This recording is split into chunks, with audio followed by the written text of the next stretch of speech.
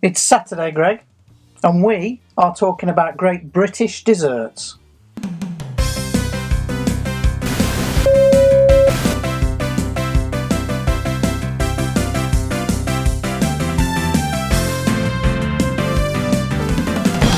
Before we carry on, Greg, I would just like to say a big thank you to those who've supported us through our Patreon page so far. If you'd like to get involved, you can support the show at Patreon. The address is in the description and it's on the screen. You could get yourself some Tea and Toast stickers or a Tea and Toast t-shirt and lots of fun, exclusive content. I'd just like a line, to be honest. Carry on. Please support. And don't forget to keep commenting and sharing our videos. Please. Should we carry on with the puddings? Puddings? Desserts to the rest of the world. Where we come from, we call them puddings, don't we, Greg? Or pudding. Where's me pudding? Where's me pudding? Anyway, the first one we're going to talk about is this. Bread and butter pudding.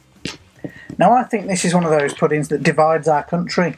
There are those who like it and those who don't. You can't not like it, can you? Surely. I like a bit of bread and butter pudding. Shall I tell you about its origins, Greg? Where it came from? Well, probably a loaf from the shop. Bread and butter pudding is a traditional type of bread pudding popular in Britain. That's here. It's made by layering slices of buttered bread, often stale bread, scattered with raisins, put in an oven in a dish, over which an egg custard is mixtured. Raisins? David, where's my raisins? Anyway, I just said an egg custard is mixtured when I meant mixed in. Yeah, we all knew. Made with milk or cream and normally seasoned with nutmeg, vanilla or other spices. Now, I think that this was made to use up stale bread in the olden days. In the war days? Yeah. A cheap dessert or pudding that everybody could eat and make very, very cheaply. Don't you have it with ice cream or something? You can have it with ice cream. I'm sure it's ice cream, isn't it? Don't know if that's traditional, but I have had it with ice cream before. Oh, of course you have, Jason. A thick cut loaf, currants, yeah, bit of milk. Yeah, sounds disgusting. Next one, Greg. Go on then. This is Arctic roll. Greg, do you remember this? When you were the way a kid? you say it, James. What? Arctic roll. Arctic roll, Greg. That's how my mum would have said it. Go on then. This is a British dessert made up, believe it or not. However, it was invented by a Czech lawyer called Ernest Velden in the 1950s. He had emigrated to England in 1939. Oh. My knowledge of things is just encyclopedic, isn't it? It is you're very clever, aren't you? It's like I've got Wikipedia inside my phone or something. Right in front of you. I know. That you haven't even tried to hide from the camera. Anyway, he set up a factory in Eastbourne producing the Arctic roll in the 50s, and it became so popular that everybody was eating it. And by the 80s, it was one of the most popular desserts ever. However, just after the 80s, in the 90s, its popularity slumped and they stopped making it. Why? Don't know. What do you mean they stopped making it? They stopped making it for a while. You can't get that? You can now, because it's back again. Is it ice cream in the middle? That is ice cream. Let me tell you exactly what it is, Greg. It sounds terrible, doesn't it? When you think about it. Vanilla ice cream wrapped in a thin layer of sponge cake to form a roll with a layer of raspberry flavoured sauce between the sponge and the ice cream. The sponge? The sponge and the ice cream. Yeah, it doesn't sound very appetising, but it really is phenomenal, It's isn't not one of those things you're going to see on a Marks and Spencer's food advert, is it? I don't know. But Bird's Eye have brought them back. The Arctic roll is available in the shops. Good old Bird's Eye. I've had one. Of course you have. Quite recently, Greg. Of course you have. Wrap a jam and sponge cake around a golden ice cream bowl. 1, 2, 3, 4, a Bird's Eye Arctic roll. So many ways to fancy one. 1, 2, 3, and 4. Oh, and 11 cricketers walk in the door. Have one for now, another time, have another bowl. Numbers not a problem, you can count on Arctic roll. Next.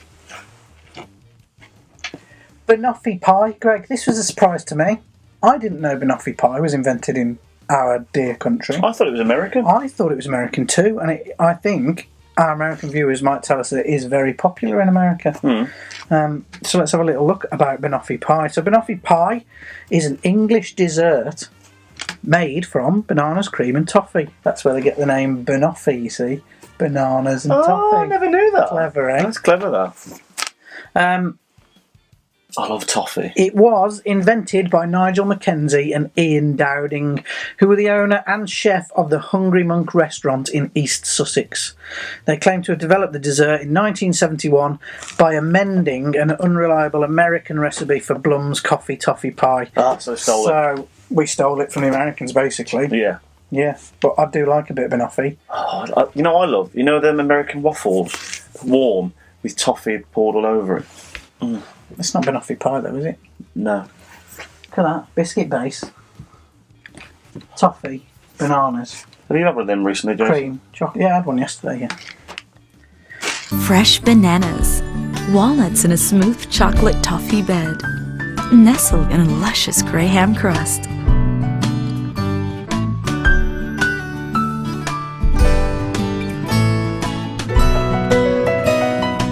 Next. Battenberg, Greg. Not for me. We all love a bit of Battenberg cake. No, not for me. Why not? Because they don't add enough sugar to it, do they? Battenberg is a light sponge cake, Greg, with pieces covered in jam. Cake is covered in marzipan and then cut in a crisscross section. Displays this distinctive 2x2 checkered pattern that you can see on the picture behind And what you you. don't see is the 10 tons of sugar they put into it. It is so ridiculously sweet, this thing. I just don't like it. It's made by baking a yellow and a pink sponge cake separately and then cutting and combining the pieces in a checkered pattern. It's held together by apricot jam and surrounded by marzipan. While the cake originates in England, its exact origins are unclear, Greg, with early recipes also using the alternative name domino cake. I can see why they called it domino cake. I can, yeah, interesting. Ah, Have you had one of them recently, Jason? you had one the other day, yeah. Got one more for you. Go on then. This is the one, Greg. This is the one that baffles people who aren't from our Fair Isle. Go on then. The one that a lot of our viewers who aren't from Britain say, what is that all about? Well, tell me. That, my friend, is spotted dick.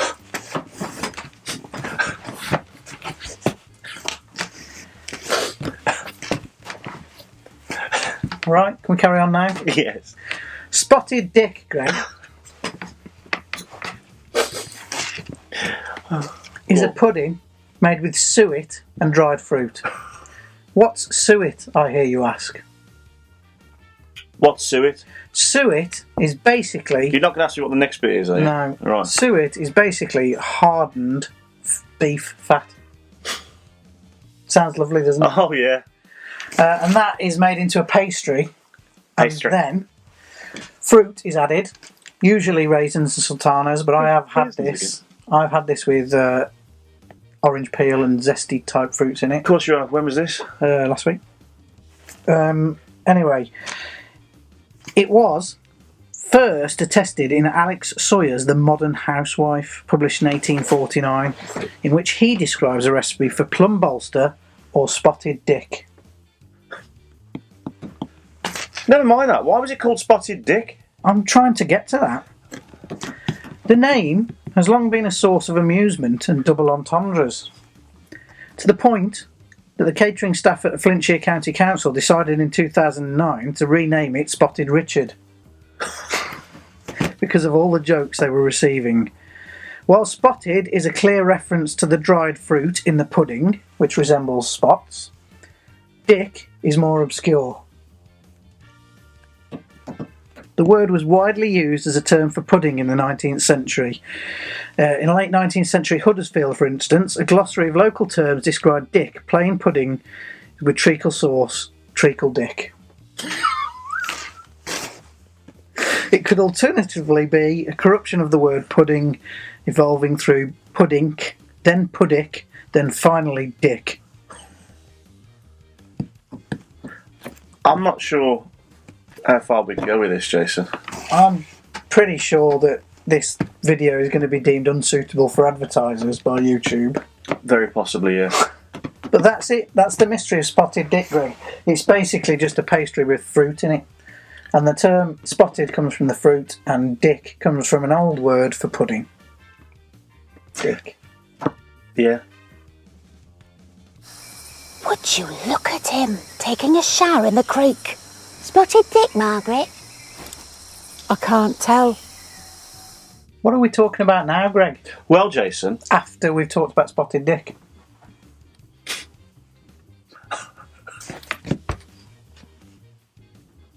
What are we talking about, Greg? Video games. What kind of video games? The worst ones. In our opinion, the worst video games you've ever played. Or you've bought and you've been so excited about, and then you've got them home, you've played them, and you knew, deep down, these are horrendous. There's been lots. Has there? Yeah. Oh, I've got mine straight away like that. Go on then. Right, number one, for me, not number one, but one of them is Knight Rider the game. Not two, because that was... Are we talking Slightly Knight better. Rider Ocean release Spectrum? No. On the PlayStation 2 in 2002, so I know it's a bit newer than what we usually talk about, but this was so exciting for me when it came out, and it was possibly the worst thing I've ever played, ever. Why? Everything. The voices, the music, the game itself, the turbo boosts, the whole storyline of it. It was just I have horrendous. played it, and the biggest disappointment for me was the voices. Kit sounds nothing like Kit. No. And I don't remember ever an episode of Knight Rider where he was fighting robots and things. Isn't it? Is the first level the one where you're in the ice and you've got to dodge the Yeah. missiles that are being fired at you? From a rocket or something. Yeah. It's ridiculous. Yeah, it's rubbish. Show it, Cliff. I will. Oh.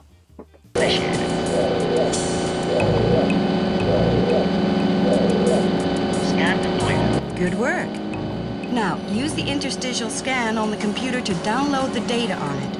Keep in mind that the interstitial scan has a very limited range.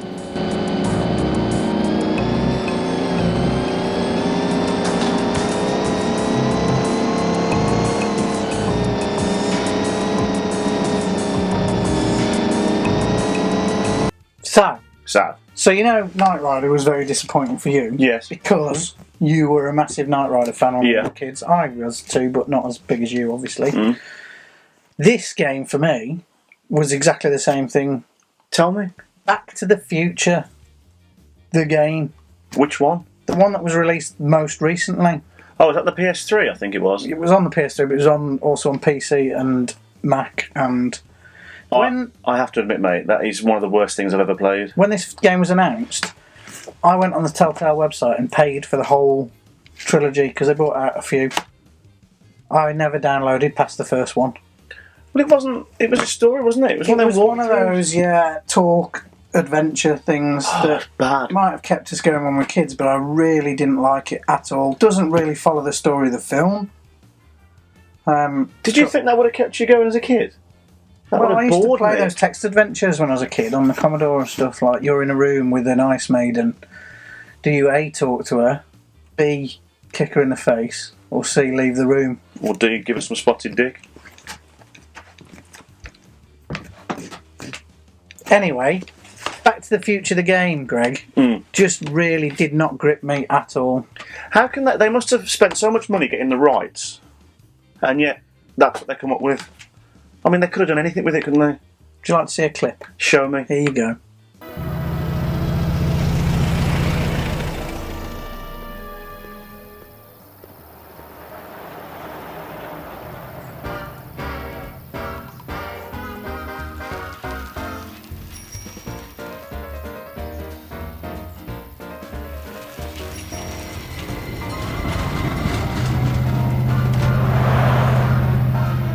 I know what you're going to say. What? Spotted dick. We can't talk about the worst video games of all time, Greg, without talking about E.T. the Extraterrestrial, released in 1982 on the Atari 2600. I mean, I have to say, I agree, and I'm sure everyone does agree, but there are a couple more out there. Yeah, there's worse games than E.T. Oh no, I wouldn't say worse. I I'd think say there are worse games than E.T. There's some on a par. But we have to talk about it because it's such a famous story. Tell the story, Jason. Famously, in 1982, it was just before the video game crash in America. That was a time when the bottom fell out of the video game industry. People stopped playing video games, nobody was buying them. And just before that, Atari bought the rights to the E.T. game. Biggest film of the 80s. Blockbuster, everybody was talking about E.T. Now, the game was rushed. And I think it was written in a couple of days when it normally takes weeks or months. What's E.T. short for? I don't know, Greg. What's E.T. short for? I don't know. Because he's got little legs. Oh yeah, that was it. Yeah. Anyway, it was written by Howard Scott Warshaw, and it was rushed out and released on the 2600, and it was pants. It wasn't a very good game. It was too difficult, that was the thing with it. There's nothing in it. You just didn't really know what you're doing. You seemed to be aimlessly wandering around and not knowing what to do. That's the joystick, the Atari one. Anyway, so the rumour was that they had made hundreds of thousands of this ET cartridge and they just could not shift them. It was the end of Atari officially. They ran out of money. Everything went completely wrong for Atari at that point. They invested so heavily in this game. The rumour was that all of the cartridges that they didn't sell were buried in a desert somewhere. And it was a rumour for years and years and years, and people used to talk about it and say, no, it didn't happen, it's just a myth. And then somebody who worked for Atari would come out of the woodwork and say, yes, it did happen. And then another employee would say, no, that's ridiculous, it didn't happen. So last year, I think it was, might have been the year before, Microsoft actually paid for a dig where they thought that the site was, where they were all dumped, to find out once and for all if the ET games were buried in the desert. Turns out they were buried in the desert, and they made actually a very good documentary about the whole process of digging them all up, and it's on Netflix if you want to watch it. We're not on Netflix, but that is. It's quite a good documentary, and they were, along with a lot of other Atari stock, buried in that landfill site out in the desert somewhere. What have they done with all the games then? Now, I mean, before that dig, you could buy ET for the Atari for a couple of quid on eBay. Now there are people with listings on there saying genuine ET cartridge from the dig. Thousands and thousands of pounds. It's amazing, isn't it? That's a great story, Jace. It is. But like I said, I don't personally think it's the worst game in the world. It is a terrible game, but not the worst game ever. Well, we can do a few more of these, can't we? Because there's plenty out there. But there you go, that was our worst video games. Our worst. Our worst. Hello? Somebody out there?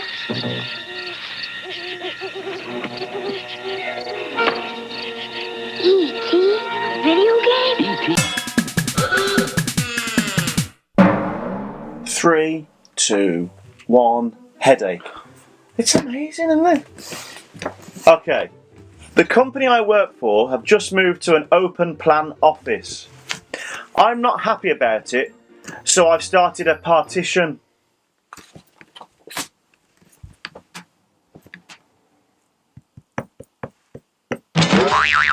If you've got anything to send us, please send it to tnt@totgu.com. That's tnt@totgu.com. You finished with that, Greg, now? Yes, mate. Thanks. You will know, if you're a regular viewer, that we are on the lookout for burps. If you have got a belting burp, record yourself doing it on your phone, and you could end up on the Burpatron. We have had a few burps in. Not enough yet, but maybe if we get a couple more, we can start the first one next week on the Burpatron. So if you feel one brewing, get out your phone, film yourself doing that burp, and tell us the story. Can't believe we're doing it. It's groundbreaking, this. It is groundbreaking. Groundbreaking YouTube TV. Anyway, if you are a Patreon... A Patreon? What's a Patreon? If you are a patron, rather, on Patreon, we have promised you some exclusive content, and the first bit of that exclusive content is coming up because you get to have a sneak peek of something that we have found for retro collectors that we're going to be filming very soon. And we have found some belting things, haven't we, Greg? Yes. They're all just down there, which you can't see off camera. However, if you were on Patreon, I can't say it, Patreon, then you will get a sneak preview of one of the things that we've found whilst we've been out and about hunting for retro collectibles. It's not Spotted Dick. No, it's not. In the meantime, we will see you on Wednesday. Au revoir. Bonjour.